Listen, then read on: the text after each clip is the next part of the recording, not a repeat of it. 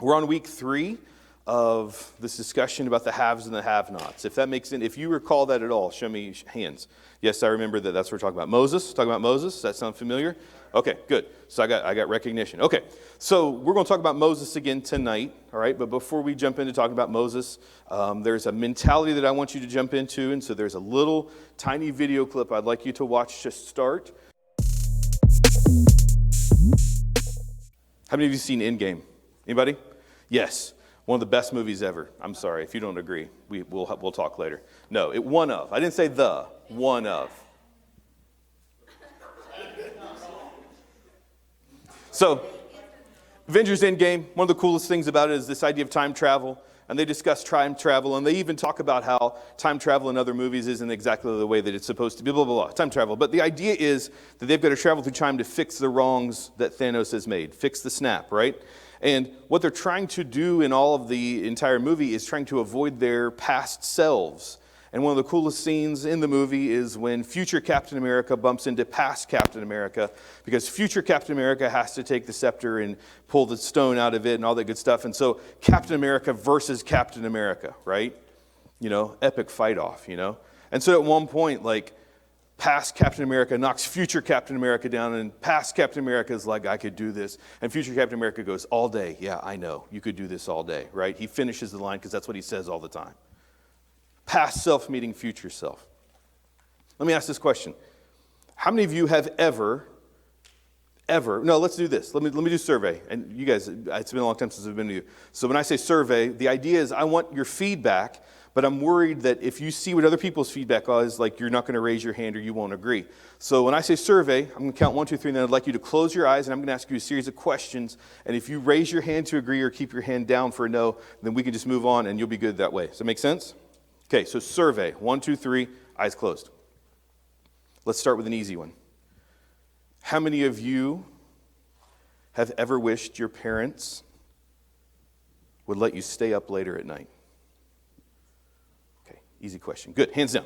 All right, how many of you have ever wondered what you're going to be like in the future?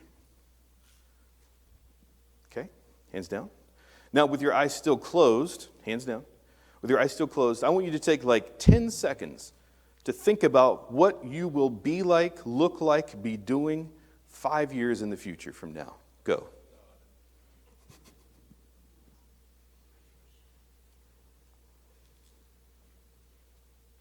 Okay? Still eyes closed. What about 10 years from now? For some of you, you'll be graduated high school. You may even have graduated college by that point. You may be with a significant other for the rest of your life. I graduated high school at 27. I'm sorry, at 17. I was smart. I'm from West Virginia. Back off, right? I graduated high school at 17, and at 27, we were expecting our firstborn. So what do you think, eyes closed still, what do you think you're going to look like, be like, doing 10 years from now? Okay, eyes open. How many of you have a pretty clear picture? You think you know. How many of you are like, I have no idea what it's total, yeah.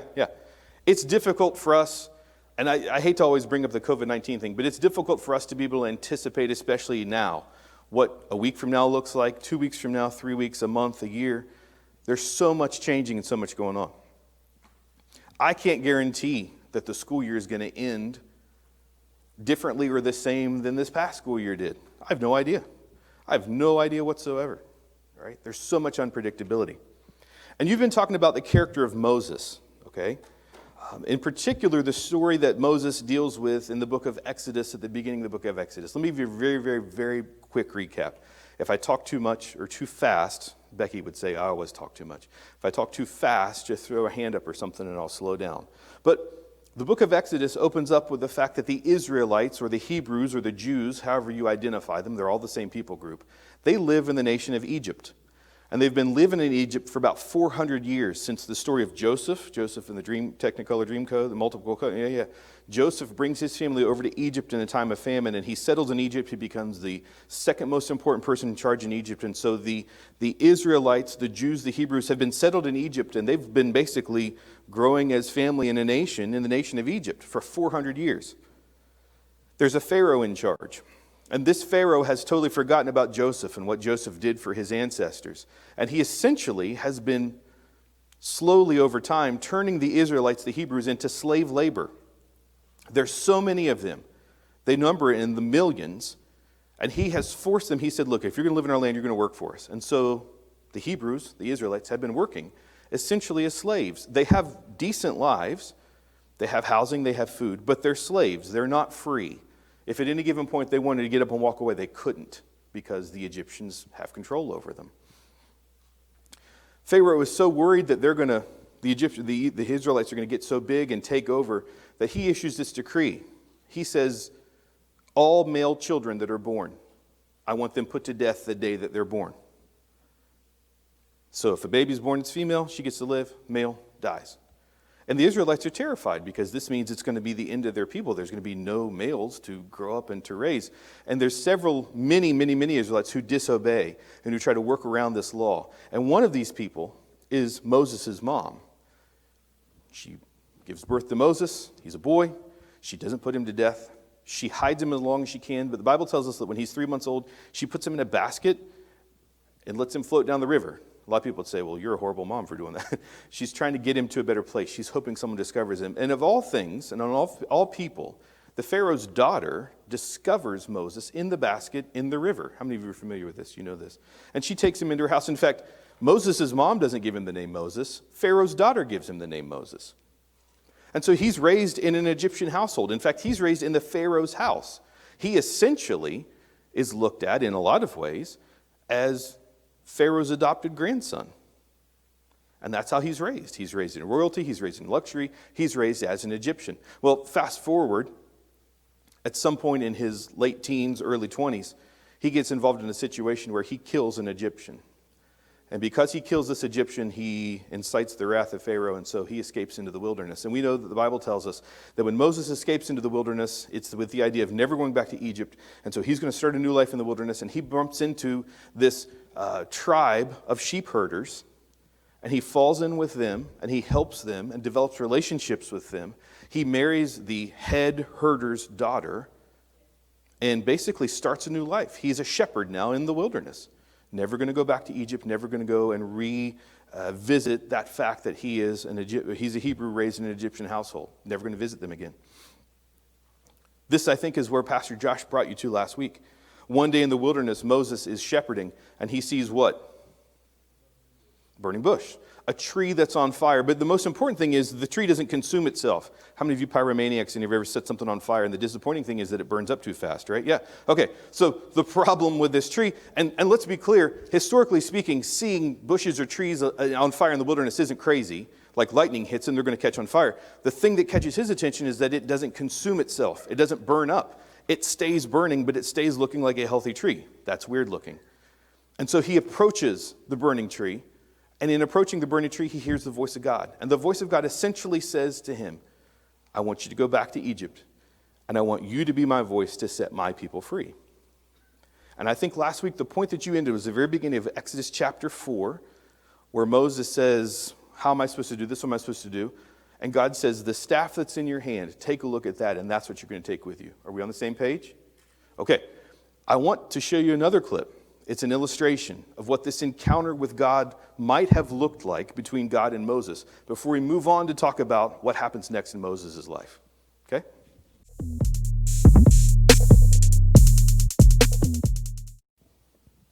How many of you have seen that movie before? Anybody? Yeah, it's a fantastic film for a cartoon that wasn't made by a church or a religious organization. It's The Prince of Egypt. And this is one about the most accurate scenes that I've ever seen depicted in what happened in that moment. It's 22 years old, and I still sometimes tear up listening to God talk to Moses. And listening to God ask Moses questions. It's not me. And I don't even know if asking questions is the right way to say it. Practically saying, not me. Not me. Not good enough. If you read the section in Exodus, Moses questions and says 4 different things to God about why he shouldn't go. What if the Israelites won't listen to me? They look at me as an Egyptian and as a nobleman, as the one who killed their sons. And God answers that. What if Pharaoh won't listen to me? He says. God answers that. Moses says, well, I'm not a good speaker. I stutter a lot, which makes me wonder. You're not stuttering now as you tell God no, but, I stutter a lot. What? He lists reason after reason after reason, doubt after doubt after doubt, because he's afraid. And no offense, he's right to be afraid. But he tells God reason after reason after reason why he shouldn't go. Present Moses is terrified of what future Moses is going to have to face. Does that calculate? Does that make sense? Present Moses is afraid of what future Moses is going to have to face. He has no idea how he's going to accomplish it. He has no idea how he's going to do it. He has no idea what's going to happen. He's terrified. He knows, and you've talked for the last few weeks, that he has a past. He sees where God has worked in his past. He sees where God has worked in his present, and he's in a pretty good, comfortable place being a shepherd. But now God is asking him to go back to the place that has so much trouble for him in his future and do things that no one would even dream of doing in their right mind. Present Moses is terrified of what future Moses is going to have to face. If Moses went through this exercise that we just did, what do you see yourself in 5 years, the next 10 years? I'm pretty sure shepherd Moses would be like, well, still here. I'd like to be a shepherd. Life is comfortable. And now his entire world has been turned upside down because the God of the universe is saying, hey, go and do something that is terrifying. What's interesting to me is what Moses chooses to do in that moment. He takes the staff in his hand, which God has told him he's going to use. And God gives him some instruction on how to use the staff. The staff is important. It's an important piece that God has Moses take with him. And God gives him some instruction. And the next time we see Moses is we see him walking into Egypt, not by himself, but with his entire family. He packs up all of his possessions from the wilderness, the sheep camp. He takes his wife and his sons and everything he owns and his family and walks into Egypt. And then we see him talking to Pharaoh, approaching Pharaoh, who, if you remember from the beginning of the story, Pharaoh's not a stranger to him. They probably grew up together. They probably grew up almost as brothers would have. At the very least, they would have known each other. And Moses repeatedly says to Pharaoh what God tells him to say. Let my people go. It's time to let him go. Let my people go. It's time to let him go. And what does Pharaoh say? You guys know. No. No, over and over and over again. No, over and over and over again. So much so that Moses visits Pharaoh and says, this is what my God is telling me. If you don't let my people go, something bad's going to happen. There's going to be a plague. Did you know there are 10 plagues, 10 times that Moses goes to Pharaoh and says, please let the Israelites go. And there's 9 times that Pharaoh says no. Do you know what happens on the 10th plague? The angel of death passes over Egypt. It's where the Passover ritual takes place. And without going into a ton of detail, God tells the Israelite people, if you take the blood of a freshly slain lamb and you paint the doorposts of your house, the angel of death is sweeping over this area, and he's going to take the firstborn son of every house that he can enter into. But the houses that have the blood of the lamb on the threshold, he can't come into. And the Pharaoh's own firstborn son dies because he has hardened his heart against what God wants and against what Moses is asking. So that when that happens, Pharaoh lets the Israelites go. And Moses, with his sons and with his wife, and with all of his possessions, because he's left the camp, he's left Egypt, now he's going to where God tells him to, walks with, get this, 2 million Israelites. They walk right out of Egypt.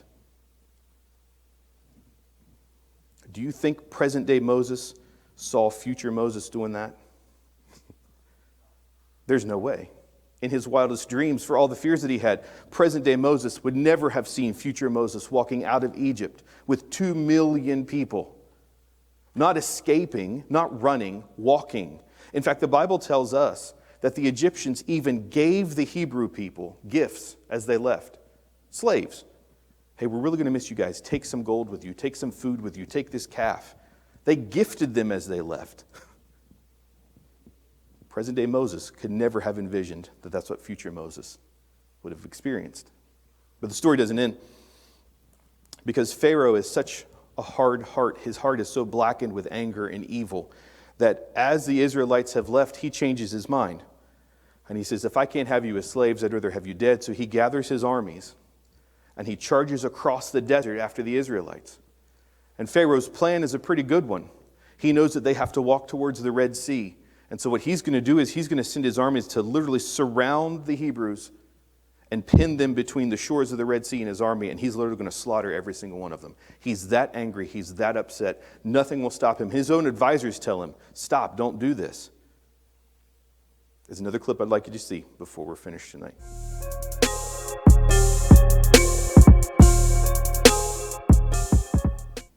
You guys ever been to the ocean before? Anybody? How many of you would agree the ocean is like one of the most powerful things you've ever seen in your life? You imagine moving that? Does that even make sense to you? Like, does it even make sense, the thought of moving the ocean so that you could walk through it? It makes no sense at all. Like, I think about the moment where God is talking to Moses in the desert next to a burning tree. And he says, here's what I want you to do. And I think of all the struggles and the questions and the doubts that present-day Moses had. Never in his life would he have said, will you help me open an ocean so we could walk through it? Right? And yet, future Moses, let's be clear, future Moses is standing in the water when it parts. Now, let me make sure I'm really, really clear on this. Did Moses part the sea? No. Who did that? Whose power? God's. Could God have done it without Moses standing there? Sure.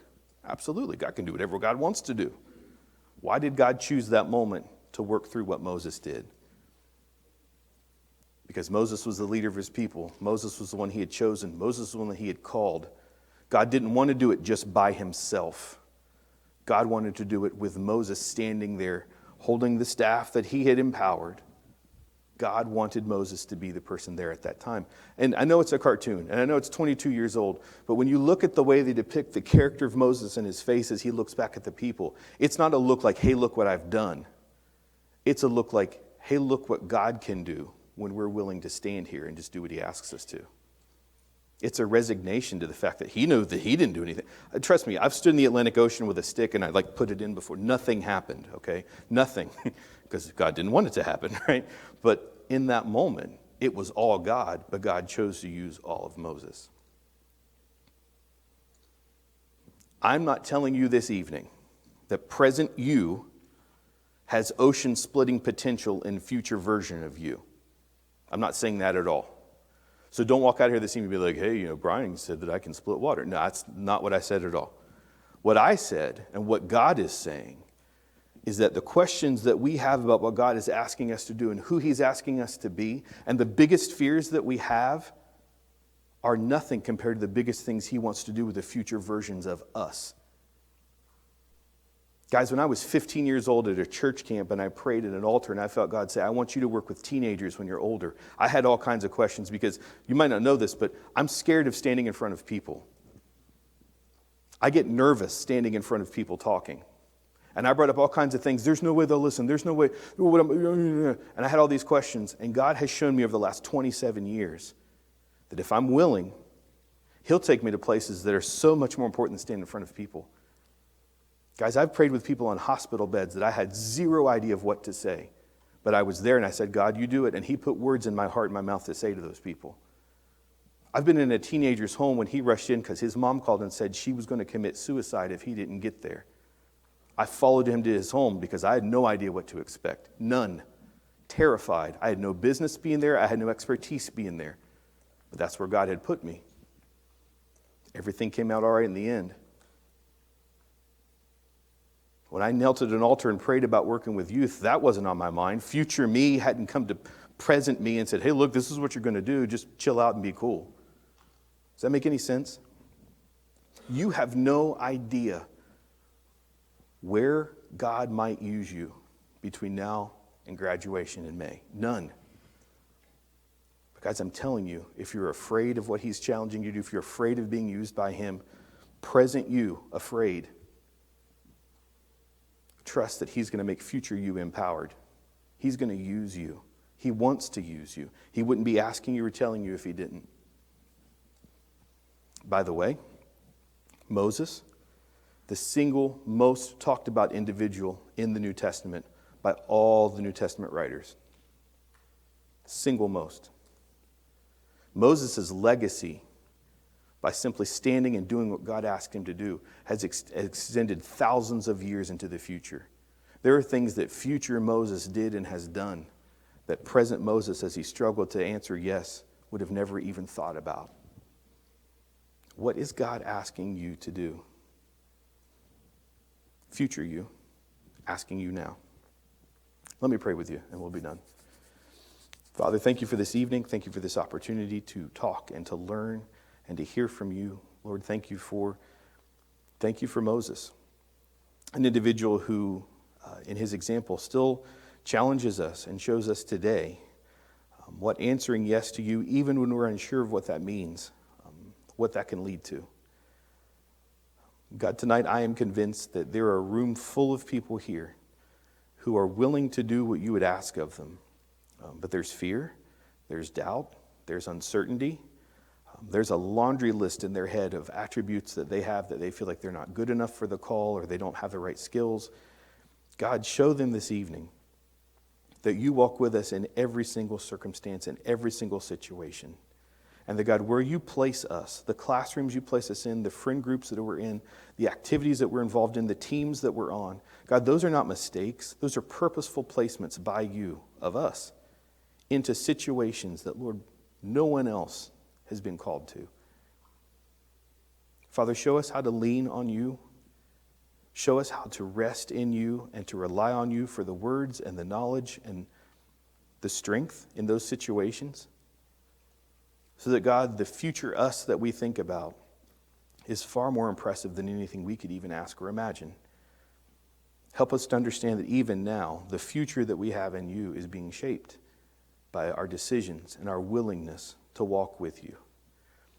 God, I pray if there's anybody in here this evening who's struggling, fears of this upcoming school year, frustrations with only getting to see our friends twice a week, maybe not at all, frustrations with virtual learning and all that that entails. God, I just pray for these students.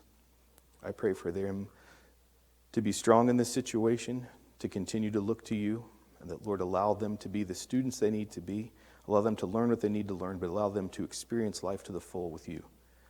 Guide us now as we go. Help us continue to lean on you even as we leave each other's company and presence. In your name we pray. Amen. Thank you guys very, very much. I appreciate you.